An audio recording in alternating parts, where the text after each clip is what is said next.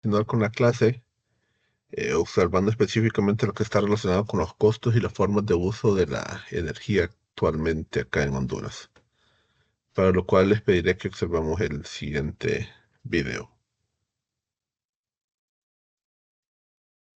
Vamos con el tema de energía, pero vamos a ver específicamente cómo ha sido el desarrollo de la energía eléctrica aquí en Honduras. Y lo primero que vamos a ver es que hay, por ejemplo, dos modelos que se desarrollan para determinar el monto que se paga por cada unidad de energía. Decimos que la unidad de energía era el joules, pero una unidad alterna era el kilowatt hora. Y decíamos que un kilowatt hora es el equivalente a 3,6 millones de joules. Entonces acá tenemos dos formas para costearlo. Una es a través del costo y otra es a través del precio. A través del precio, este caso, por ejemplo, no se observa específicamente el costo real que tiene la energía, sino que se paga en función a las oportunidades. Es decir, en una hora, por ejemplo, si hay mucha demanda en oferta de energía, entonces los costos tienden a reducirse. Mientras que en momentos en los cuales no hay muchas plantas que puedan ofrecer energía, entonces los costos tienden a aumentar. Es como una especie de que responde específicamente a la oferta y demanda que tiene el mercado. Este modelo de precio no es aplicado en Honduras, sino que, por ejemplo, es aplicado en Europa. Y, por ejemplo, hay momentos en el día que el costo de la energía es cero, pero hay momentos en el día donde el costo de la energía es elevado. Hay épocas del año que va variando, por ejemplo, si hay más presencia de determinados tipos de energía. Entonces, en sí, el precio que tiene acá por este elemento depende específicamente de la oferta y demanda. El modelo que se aplica en Honduras es el costo, más o menos va basado en ese caso, en el cual se hace como una especie de cálculo por cada empresa y se determina específicamente el costo mínimo de venta. Quizás lo que ha fallado en Honduras es que el precio que se ha observado, que se ha más que todo calculado para energía y a la cual las plantas venden las energías no es exactamente el precio real. En algunos casos hay mucha diferencia y, por ejemplo, es lo que causa que quizás el recibo de la energía todavía esté alto, ¿verdad? Por los costos que se firmaron de todas estas empresas que entraron años previos. Entonces, para ir determinando el costo, se miran todos los valores que tienen que un costo de capital o que se pagan en el año cero. Aquí es como observar específicamente la duración de la planta en función a los años. Si el año cero es toda la información que se realiza antes de que la planta esté en operación. Por ejemplo, para la preparación, construcción, gestión del proyecto, permisos, inversión de soporte, seguros, etcétera. Luego, por ejemplo, pueden haber unos costos circulantes, que estos generalmente se aplican a partir ya de la operación de la planta. Por ejemplo, para operación, si es combustible, si es una planta que quema combustible, quizás las tierras no fueron compradas, sino que son alquiladas, algunos seguros, o para mantenimiento, para ciertas reparaciones o revisiones que se realicen específicamente en las plantas. Y también otros costos que se pueden realizar a través eh, el- aunque estos no son directamente costos, los directivos no tanto, pero sí, por ejemplo, de los administradores de las empresas y los costos propios para el pago de estas personas y funciones de representación que se puedan tener. Entonces, estos costos de energía todos se calculan y básicamente se llevan al año cero a través de unos procedimientos que son de economía eh, para trasladar una inversión a un determinado año se hace en función a la tasa de inflación que se va a asumir que va a estar aplicado a estos sectores. Entonces, por eso es que eso, por ejemplo, se puede tener un pago que se espera realizar quizás al año 10, al año cero. Entonces, todos esos montos divididos entre toda la cantidad de energía que se espera generar, entonces lo que tenemos es como un valor promedio o Sí, un valor es el costo mínimo marginal o el costo mínimo de mercado para vender el kilovatio hora producido en dicha planta. Entonces, en Honduras se ha tenido, como por lo que vemos ahorita en la gráfica, es la oferta de la demanda que existe en Honduras. Ahora, este dato es de 2012. En la actualidad esto quizás ha variado un tanto. Quizás con los tamaños de las plantas térmicas no ha variado mucho. Este se mantiene más o menos por ese valor, de alrededor de los 1000 watts. Pero, por ejemplo, ya existen las plantas fotovoltaicas, ya existen plantas geotérmicas, hay mayor cantidad de plantas eólicas. Ahí solo estaba la de Cerro de Ula, pero por ejemplo están las de San Marcos de Colón en Choluteca, que son dos. Se tienen más plantas de biomasa. En biomasa también se consideran las plantas que trabajan con biogás. Y este elemento ha crecido. Pero lo que se presenta con ustedes es específicamente las condiciones aplicadas en dicho momento. Entonces, se puede observar que en ese tiempo la mayor parte era específicamente de energía fósil. En la actualidad hay mayor cantidad de plantas de energías renovables. Lo que pasa es que quizás estas plantas no tienen como un factor de uso que no es similar a las plantas térmicas. Entonces, un porcentaje era de 56,4 de térmicas en el 2012 y el resto de plantas renovables. Entonces, más que todo esto empezó o se creó específicamente por unos problemas que se tuvo de energía ya por el año 1993 o el año 94, en el cual la principal represa que existía en Honduras, que era el Cajón, no hubo suficiente lluvia en uno de esos 2 años. Y personas en esos lugares manifestaron de que, por ejemplo, el agua del Cajón se había eh, o sea, se había permitido que parte del agua saliera, ¿verdad? ¿Qué tan comprobable es esto? Yo sinceramente lo desconozco, pero es lo que se menciona en ese lugar. El asunto es que a partir de ese año se empezaron a construir, por ejemplo, las empresas de generación térmica, que básicamente lo que queman es búnker, que es como una especie de combustible que va surgiendo al final del proceso, pero que genera bastante gases de efecto invernadero. Entonces, de las plantas que existían en ese tiempo estaba Lufusa, que actualmente todavía existe, el COSA, que también existe, este está en Puerto Cortés, estos queman diésel, y esa sí tiene un costo un tanto mayor en la producción, alrededor de unos 20 centavos de dólar por kilovatio hora de energía, y ese sí es el costo de ese elemento. Estaba ENCE, la empresa de mantenimiento y construcción de electricidad, y ENERSA, que también existe. Creo que esta energía está asociada con el grupo Terra.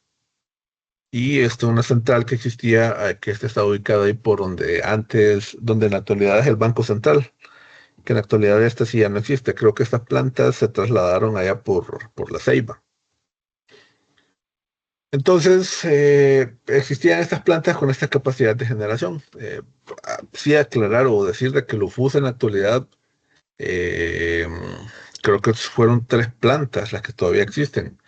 Y la más grande está ubicada ahí en San Lorenzo y tiene una capacidad, si recuerdo bien, de 320 megawatts.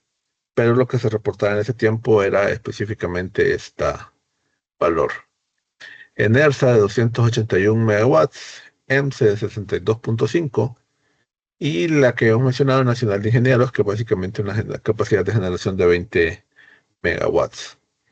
Eh, la ventaja, por ejemplo, si hablamos de las centrales térmicas, es que donde se tiene la necesidad de generación de energía, se pone esta planta y se obtiene la energía. El problema es que estas, para poder estar trabajando, requieren específicamente la presencia de esos combustibles.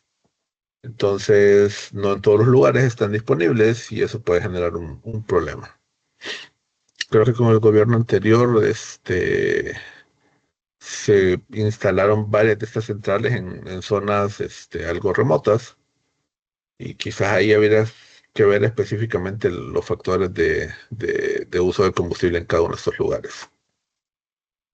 Entonces, si observamos acá, podemos ir observando el tiempo en el cual se fue teniendo cada planta. Por ejemplo, esto que tenemos aquí, observamos este máximo crecimiento en las plantas estatales, es cuando el cajón entró en funcionamiento. El cajón está en funcionamiento desde el año 1985. Y si observamos aquí, por ejemplo, creo que esta es, o quizás está relacionada con la represa José Cecilio del Valle, eh, ubicada quizás ahí a finales de la cuesta de la Moramulca. Y de ahí, por parte del sector estatal, en estos años básicamente no hubo una inversión. Sí se nota que, por ejemplo, a partir del 93 y desde esa época, y por ejemplo aquí este salto que se tuvo en 2003, está relacionado específicamente con la necesidad de estas plantas térmicas de que existan o de generar energía. Creo que en el año 2007 se aprobó una ley de exoneración o de generación para fuentes renovables que daban bastantes beneficios fiscales al no tener que pagar impuestos por la producción de dichos elementos. Entonces es algo que se tomó y que creo que en el año 2013 hubo otro decreto eh, que está en función a tocar mejores condiciones para cada uno de estos elementos. Aquí observamos cómo es la generación de cada una de estas centrales. Por ejemplo, las biomasas empezaron a incluir aproximadamente a partir del año 2001 y, por ejemplo, la eólica entró en funcionamiento en el año 2011. Aquí no es tanto si es privada o pública, se mira específicamente por el tipo de generación que se tenía en dicho momento. Pero, por ejemplo, aquí en el 94 se nota un incremento, que fue el primer problema que se tuvo, y aquí en el año del 2003 hasta el 2005 fueron otras plantas térmicas que entraron en funcionamiento. Y aquí probablemente sí es como un problema de planificación o de observar específicamente lo que habían trabajado los ingenieros y que no se realizó y que al final se ocuparon como estas compras eh, para satisfacer específicamente las demandas de energía que se tenían en dicho momento. Entonces, aproximadamente el 33% de la generación total en dicho año 2012 eh, provenía de plantas del sector público y un 67% aproximado correspondía a plantas del sector privado. En la actualidad creo que el del Estado solo son entre el 20 al 24% y el resto corresponde a plantas privadas. Es decir, tenemos un sistema que tiene mayor participación de este tipo de plantas. Y eh, así, por ejemplo, un 43,6% de esta energía que se tenía en el 2012 correspondía de las plantas renovables y el resto de plantas térmicas. Y por ejemplo, aquí se logra apreciar el factor de generación de cada uno de estos elementos y cómo va variando año a año. ¿Por qué varía año a año? Porque hay años que son niños, años que tienen el fenómeno de la niña. Entonces las cantidades de lluvias también varían. Entonces es imposible tener una misma cantidad de lluvias año a año para destinarla específicamente para la generación de energía. Y esto se logra apreciar en estos gráficos presentados. Entonces, aquí observamos específicamente los sectores de consumo de energía, cuáles son aquellos que tienen un mayor consumo y asociados con cada uno de estos elementos. Y el sector que tiene un mayor consumo en Honduras es el sector residencial. Aproximadamente el 40,9% consumía en dicho elemento, y eso sí es algo que sí se ha mantenido en la actualidad. Uno revisa las estadísticas actuales y el factor quizás ha aumentado o disminuido un 1%, se ha mantenido. Y así es como se ha ido manteniendo cada uno de estos elementos. Si observamos la forma de estos gráficos, quizás sí va variando año a año con el aumento, pero tienen casi la misma forma ahora. El segundo consumidor es el sector comercial, o que se llamaba comercial en ese caso, o esta es básicamente la tarifa en baja tensión. Y los siguientes ya son los sectores que se llamaban industrial o estos consumidores, pero son estos sectores que en la actualidad se conectan a un voltaje distinto. Por ejemplo, en nuestras casas todos tenemos un voltaje o una línea de un diferencial potencial que es aproximadamente 110, 240, ¿verdad? Voltios. Pero hay ciertos sectores, por ejemplo, los centros comerciales, que se conectan a 13.8 o 34.5 kilovoltios o 13.800 voltios o 34.500 voltios.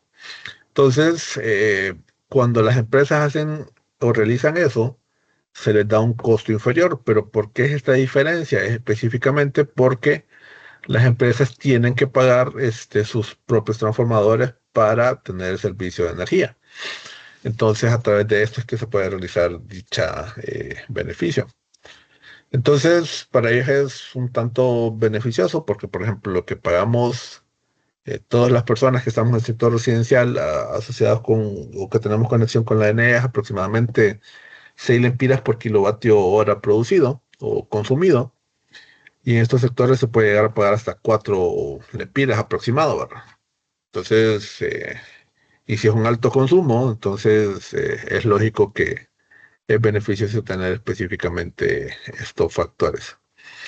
El sector norte sí es el que tiene un mayor consumo y esto se ha mantenido desde esta fecha con un 51,66% o 52%. Y esto es básicamente departamentos como Cortés, la parte occidental de Lloro y departamentos del occidente. Eso es lo que se tiene como el sector norte. El sector centro es Francisco Morazán, Comayagua, Olancho, Paraíso, Choluteca, Valle, que consumían aproximadamente 38.85 o casi el 39%. Y el resto es específicamente lo que se identifica del sector litoral atlántico, que básicamente Atlántida, Colón y la parte este del departamento de Lloro. Entonces, así es como se identificaba las zonas de consumo de dicho elemento. Y el asunto aquí es que uno de los serios problemas que tiene la NE y que eso lastimosamente no han sido o no han tenido la capacidad para remediarlo, es que la NE tiene un alto porcentaje de pérdidas. En 2012 las pérdidas andaban alrededor del 30.11%. Es decir, supongamos que cada producen el 100%, pero solo estaban cobrando como el 70%. Y ese 30 distinto se estaba generando, pero nadie le estaba pagando. De ahí vino la idea de, por ejemplo, que se tuvo con EH para que redujera las pérdidas, pero lastimosamente el gobierno se comprometió a algunos factores, también la empresa se comprometió a otros implementaciones, pero al final no lo hicieron o no las implementaron. Entonces pasó hace tiempo y más bien las pérdidas aumentaron. Creo que en la actualidad anda como por el 35 o 37%. Y si eso es realmente un problema que tiene que afrontarse y bueno, por ejemplo, ahorita que se está iniciando un nuevo gobierno, uno siempre escucha que la nueva persona que llega menciona que tiene la capacidad de identificar dónde están los problemas, pero lastimosamente de lo observado pasan su tiempo de periodo y o las pérdidas se mantienen o las mismas aumentan. Es un problema que sí está en constante incremento. Entonces aquí se observa el valor que está en atrás en lo generado, esto que está en un color como café un tanto más oscuro es la energía que se ha vendido y esto que está como en color amarillo en la parte frontal son las pérdidas. O sea, es un porcentaje bastante elevado. Por ejemplo, países como Corea del Sur, eh, allá, por ejemplo, el 98% de la energía es cobrada, solo un 2% se tiene como pérdidas. En Guatemala, en sectores, por ejemplo, como la ciudad de Guatemala, las pérdidas son inferiores al 5%. Y así vamos avanzando en otros lugares. Por ejemplo, Costa Rica, las pérdidas son aproximadamente un 10%. Entonces, lastimosamente, en Honduras no hemos podido reducir eso.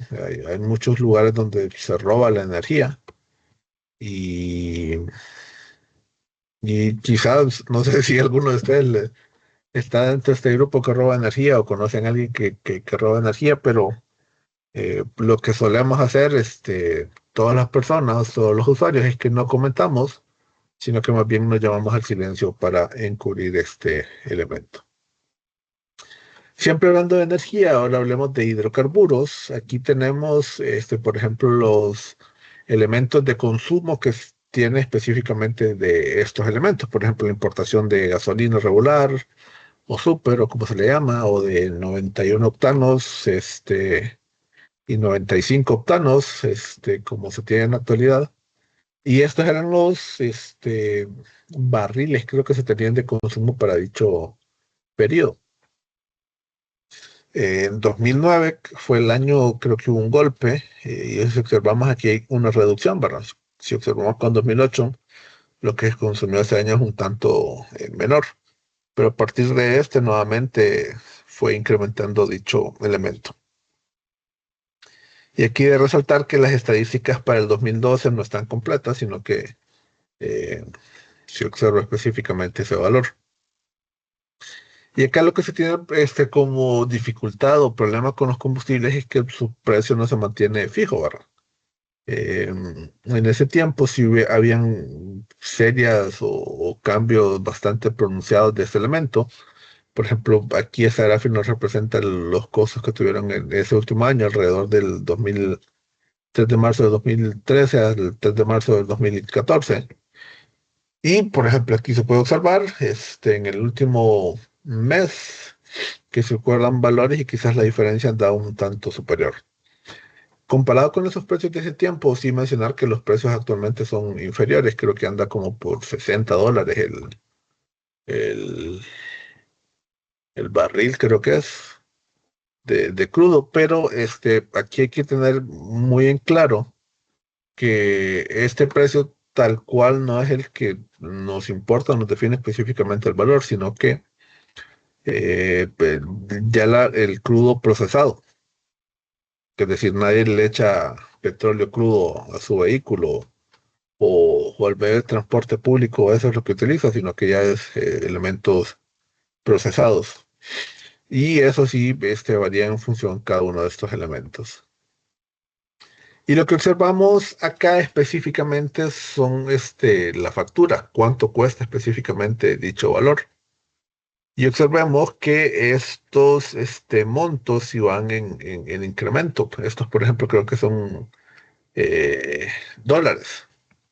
Entonces, si es algo en lo cual tenemos que estar observando. Y es algo, por ejemplo, por lo cual en esta clase se intenta de observar a través de la eficiencia energética. Medidas que se pueden desarrollar para intentar tener un consumo inferior de combustibles o de electricidad. Puede ser de que cada uno de ustedes no tengamos la capacidad para solventar X o Y situación que puede surgir, pero sí tenemos la capacidad para intentar reducir o mantener específicamente el consumo de energía. Quedamos por aquí por hoy y la próxima semana ya miraríamos específicamente qué acciones podemos estar desarrollando cada uno de nosotros. ¿Preguntas? ¿Dudas?